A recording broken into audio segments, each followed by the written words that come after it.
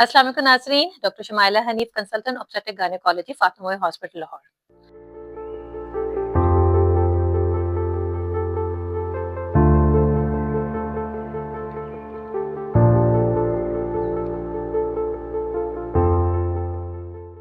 Pregnancy में कई दफा ऐसा होता है कि खवातीन के ज़हन में कुछ ऐसे सवालात होते हैं, पर वो अपने डॉक्टर से पूछते हुए झिझकती हैं क्योंकि उनको थोड़ी सी शर्म आ जाती है कि ये पूछने भी चाहिए या नहीं।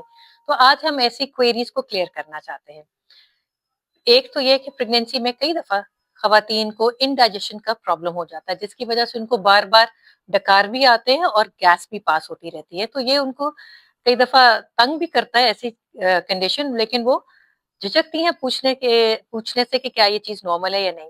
प्रेगनेंसी के हार्मोन्स की वजह से जो इफेक्ट आपके डाइजेस्टिव सिस्टम पे आता है, उसमें जो थोड़ा सा रिलैक्स हो जाता है, हार्मोन्स की वजह से स्मूथ मसल्स रिलैक्स हो जाते हैं, लिहाजा इंडाइजेशन के चांसेस बढ़ जाते हैं, जिसकी वजह से बार बार बर्प्स भी आते हैं, यानी कि डकार आते हैं, और फ्रीक्वेंटली गैस भी पास होती है। कई दफा कई खवातीन के लिए एम्बैरेसिंग भी हो जाता है, पर ये एक बिल्कुल ही नॉर्मल सिनेरियो है। आप ये कर सकते हैं कि आप वक्तन फवक्तन थोड़ा थोड़ा खाएं, बजाय कि ज्यादा एक वक्त में खा लें। और ये भी कोशिश करें कि खाने के कोई घंटे बाद आप थोड़ी सी वॉक जरूर कर लें, जिससे आपकी डाइजेशन में हेल्पफुल होगा और आपका गैस बनने का चांस थोड़ा सा कम हो जाएगा। एक और क्वेरी खवातीन में कि उनको यूरिन जो है कंट्रोल में नहीं रहता। कई दफा खांसने, छींकने या हंसने से उनका यूरिन निकल जाता है। प्रेगनेंसी में ये एक नॉर्मल बात है। ये देखने में आया है कि प्रेगनेंसी के हार्मोन्स की वजह से एक तो मसाने के जो मसल्स हैं या मसाने के अराउंड के जो पट्टे और मसल्स हैं वो रिलैक्स कर जाते हैं। साथ में क्योंकि यूट्रस का साइज बढ़ रहा होता है तो वो मसाने पे प्रेशर देता है, इसलिए थोड़ी सी भी खांसी भी हो या छींक हो तो थोड़े से कतरे यूरिन के निकल जाते हैं। ये भी एक नॉर्मल कईयों को ये ऐसी कैफियत हो सकती है।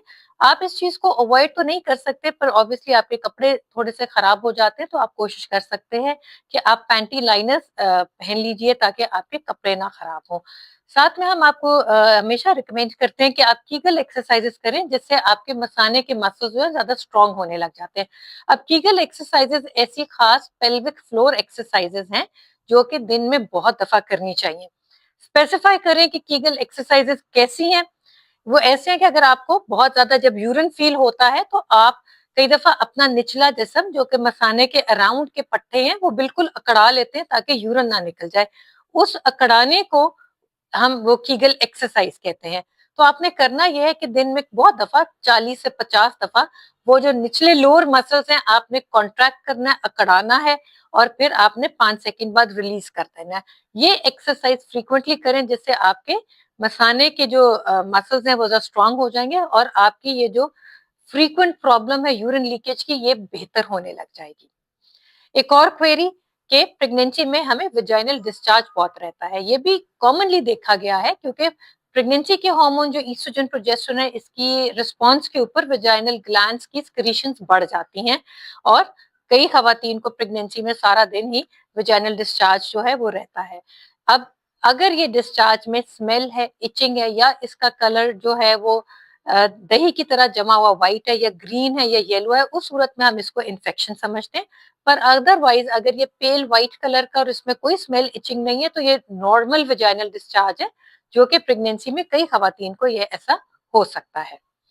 कुछ खवातीन ब्रेस्ट लीकेज के भी शिकार रहती हैं, यानी कि उनकी ब्रेस्ट से स्क्रीशंस होने लग जाती हैं as early as third fourth month से भी कईयों की ऐसी कैफियत हो सकती है। तो कई दफा वो एम्बेरस हो जाती है कि क्या ये नॉर्मल है या नहीं।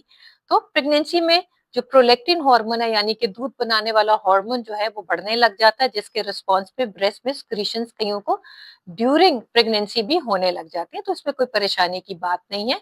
ऑब्वियसली जब आपके कपड़े खराब हो तो वो थोड़ी सी एम्बैरेसिंग सिचुएशन हो जाती है।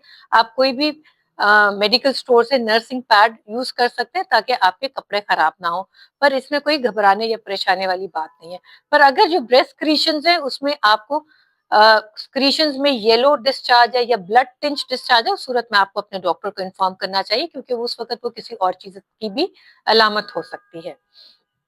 एक और सवाल कई दफा खवातीन करती हैं कि क्या वो अपने प्राइवेट पार्ट्स में वैक्सिंग इस्तेमाल कर सकते हैं या नहीं। तो वैक्सिंग एज सच जो है मना नहीं है, पर ये जरूर ध्यान रखें कि किसी रिप्यूटेबल अच्छे आप सैलून से करवाएं, और किसी छोटी जगह से ना कराएं, ताकि वो सोर्स ऑफ इन्फेक्शन आपके प्राइवेट पार्ट्स में कहीं ना हो जाए। तो आप वैक्स वैसे आपको मना नहीं है।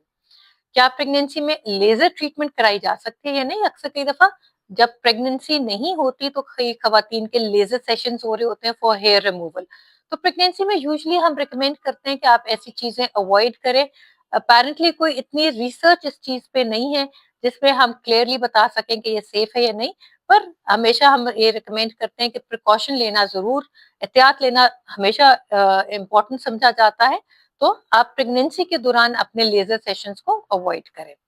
प्रेगनेंसी के दौरान क्या सेक्स किया जा सकता है या नहीं, इसके लिए भी कोई स्पेसिफिक ममानियत तो नहीं है, पर अगर किसी स्पेसिफिक प्रॉब्लम की वजह से, सिम्टम की वजह से आपके डॉक्टर ने आपको मना किया है, तो फिर अपने डॉक्टर को जरूर फॉलो करें। खास तौर पर प्रेगनेंसी में अगर कईयों को ब्लीडिंग रहती है या अल्ट्रासाउंड पे बच्चेदानी के मुंह के ऊपर अ, आवल बन गई जिसको हम प्लेसेंटा प्रीविया कहते हैं, या प्रीवियस खवातीन की हिस्ट्री है कि उनको वक्त से पहले डिलीवरी हो जाती है, जैसे कि प्रीटर्म लेबर, या अल्ट्रासाउंड में यूट्रस का मुंह, सर्विक्स की लंबाई बहुत छोटी आई है, या वक्त से पहले पानी की थैली फट गई है, या ट्विन या ट्रिपलेट्स प्रेगनेंसीज है, इनमें कई दफा आपके डॉक्टर जो हैं आपको दौरान प्रेगनेंसी इंटरकोर्स से मना कर देते हैं, ताकि आपको वक्त से पहले पेन्स ना शुरू हो जाए। तो ये कुछ सवालात थे जो हमें भी पता है कि खवातीन को जहन में होते हैं, पर अपने डॉक्टर से पूछते वक्त थोड़ी सी झिझकते हैं। तो मैं उम्मीद करती हूँ कि अगर आपकी ये क्वेरीज थे तो वो इस वीडियो से क्लियर हो गए हैं। अपना बहुत सारा ख्याल रखें, खुश रहें। अल्लाह हाफिज।